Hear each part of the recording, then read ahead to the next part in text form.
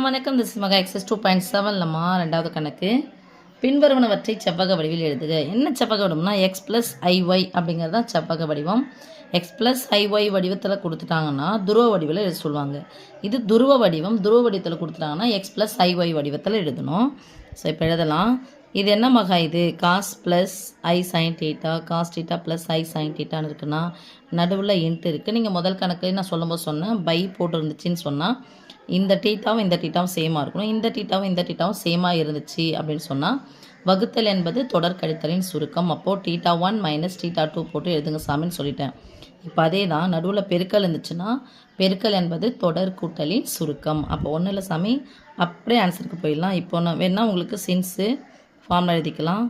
Cos theta 1 plus i sine theta 1 into cos theta 2 plus I sin theta 2 equal to cos theta 1 plus theta 2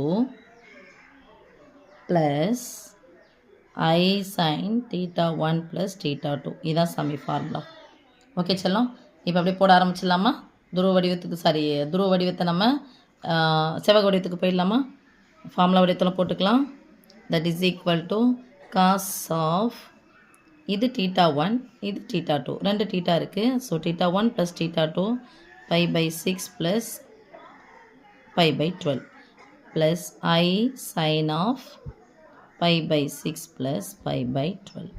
okay, இப்போ cos of நடுவில் plus இருக்குது. பின்ன என்ன இருந்துச்சுன்னா பகுதிகளை பார்க்கணும். பகுதிகள் ஒரே மாதிரி இருக்கானா இல்லை ஒன்றுக்கு ஒன்று சம்மந்தம் இருக்குது. 6னுடைய மடங்கு தான் 12. ஸோ இங்கே 2ஆல் பெருக்கினா 12 ஆகிடும். பகுதியை 2ஆல் பெருக்கினா தொகுதியை 2ஆல் பெருக்க வேண்டும். இதே 2ஆல் பெருக்கிக்கோங்க. இங்கே பகுதியை 2ஆல் பெருக்கினா எத்தனை முறை 12 வந்தாலும் ஒரே முறை தான் போட போகிறோம். ஸோ 12 2 பையும் ஒரு பையும் சேர்த்தா 3 pi plus i sine of 3 pi by 12. 1 3 3 4 3 12, 1 3 3 4 3 12. Okay, that is equal to cos pi by 4 plus i sine pi by 4. Pi by 4 அண்ணா சாமி 45 டிகிரி. 180 4ஆக பிரித்தோம்னா எத்தனை? 45 டிகிரி. ஸோ காஸ் 45 டிகிரியின் மதிப்பு 1/√2 ப்ளஸ் ஐ இன்ட்டு சைன் 45 டிகிரி மதிப்பு 1/√2. இப்போ 1/√2 பொதுவாக வெளியே எடுத்துடலாமா? 1 டைம், இது 1 time. So 1 plus ஐ. Okay, இதுதான் சாமி இதனுடைய √2 எடுக்கணும் சாமி. பொதுவாக எடுத்தால் ப்ராக்கெட் போட்டோம், ப்ராக்கெட் போட்டால் கேன்சல் பண்ணோம் இல்லையா? ஸோ இதுதான் இதனுடைய துருவ வடிவம். செகண்ட் இதுக்கு போகலாமா?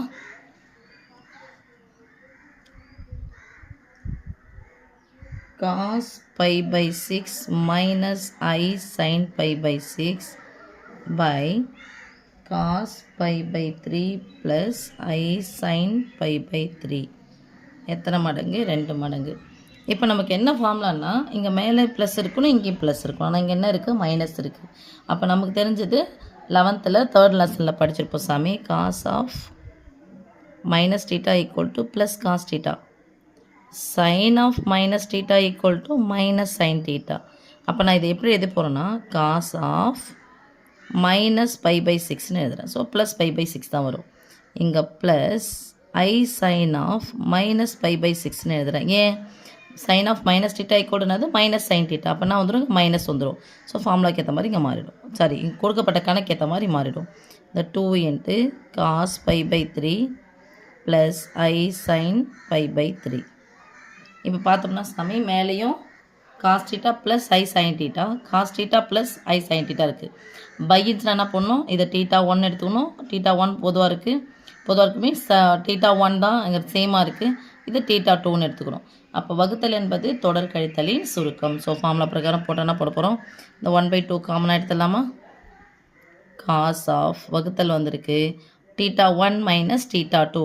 டீட்டா 1 அது minus pi by 6, theta 2 pi by 3. என்ன பண்ணணும்? Minus plus i sine of minus pi by 6 minus pi by 3.